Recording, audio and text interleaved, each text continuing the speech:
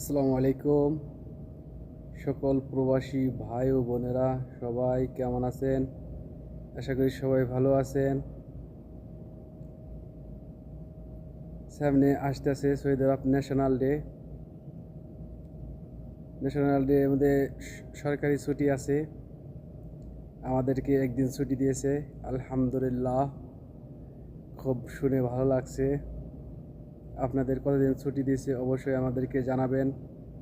আর অবশ্যই একটা কথা সবসময় মনে রাখবেন আর মাথায় রাখবেন দেমাগটা, কেননা ন্যাশনাল ডে যেদিন হবে সৌদি আরবে সেদিন বাইরে কেউ কাজে যাবেন না। যদি ধরতে পারে তাহলে অনেক বড় সমস্যা হতে পারে। আশা করি সবাই বুঝতে পারছেন। ভিডিওটা সবাইকে শেয়ার করে অন্যকে দেখার সুযোগ করে দেন।